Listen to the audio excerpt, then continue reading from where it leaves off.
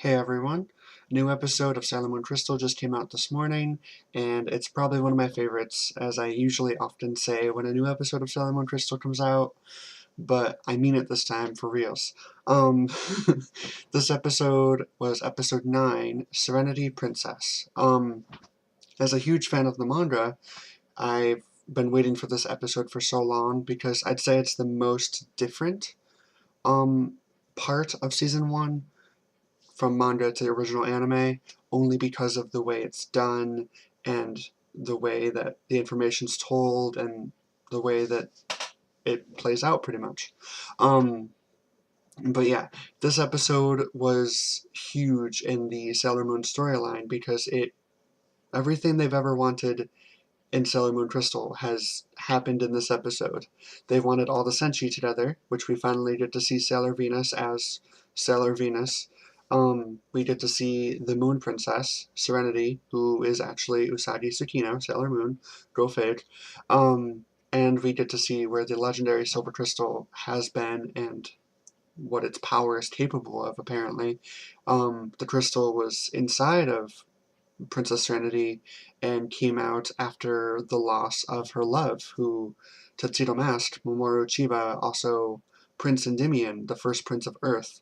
Um, and the crystal came out and it healed tons of things.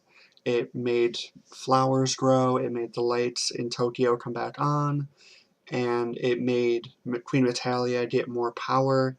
It made Queen Beryl more desperate, I feel, for the crystal.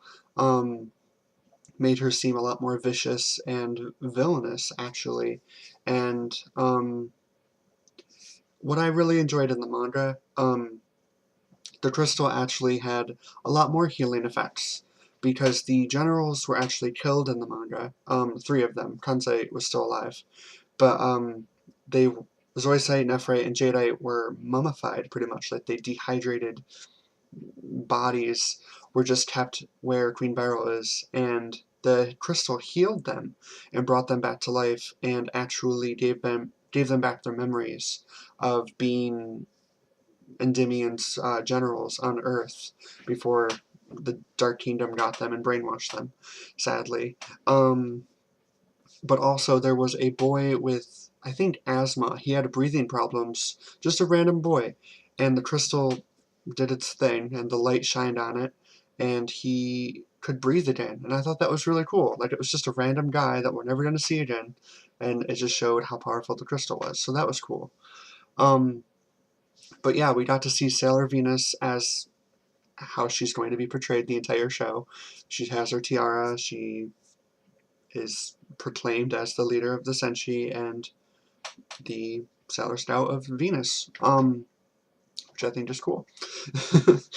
Other things that I really enjoyed about this episode was Kotono Mitsuishi, the Seiyu of Usagi, and has been the Seiyu of Usagi since 1992 when the anime aired, or 1993. She did an amazing job.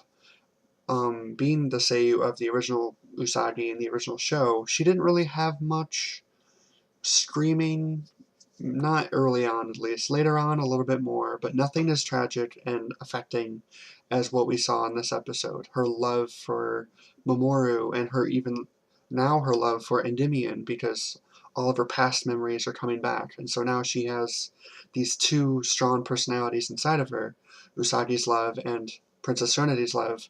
It's just so much, oh, it's just really good.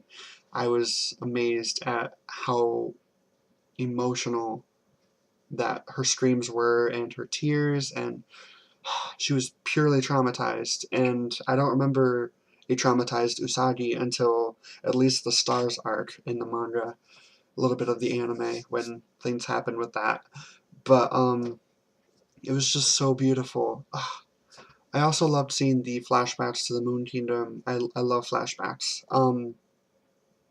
I loved seeing the Moon Kingdom. I loved seeing the beginning of the relationship between Usagi, or Princess Serenity, and Prince Endymion, of her just watching him from a distance, and then finally they meet and fall in love, and star-crossed lover aspect of them not being able to be together, and then the brainwashing of the Earth people and them attacking the Moon Kingdom and destroying it.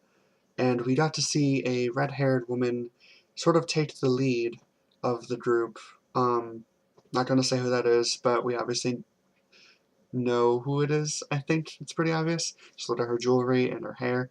But anyways, we see how angry she was back then as well, and we saw that she was the one to kill Endymion back then, which caused a lot of feelings for Princess Serenity, and we'll see what she does in effect of that later on. And next episode, I think, hopefully, as tragic as their love is, it's about to become even more tragic.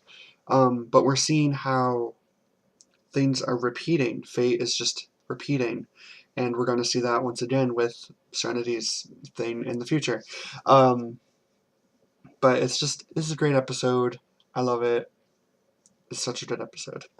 But yeah, I've been writing reviews along with making them for a website called reviewswithrob.com. I write reviews on his website. Rob is an amazing reviewer himself. He has his own other channel called Other Robert, I believe that is his name. I believe that is his name. Yes. He's got an amazing review channel. He reviews Once Upon a Time, Sailor Moon, Grimm, all of these art books that I'm like amazed by every time I watch one of his videos. I'm like, I want an art book. I didn't even know this existed. But I write reviews for his website concerning Sailor Moon Crystal, and I think you should all check it out because I worked really hard on it. I pretty much recap the entire episode pretty much like second by second. It's a little too much, but it helps me understand the episode more so I can actually review it for you guys a little bit better. I also give an original anime to Sailor Moon Crystal comparison and a manga comparison, along with a rating of 5 stars type thing. I'm really proud of it, and it's something I never thought I'd be doing, but it's something I've always wanted to be doing as well, if that made sense. But yeah, I will leave a link in the description. You guys should all check it out. I really appreciate you all watching my videos in general. I am very happy to be making these every other week. But yeah, I will see you guys all in the next 2 weeks. Have a great day.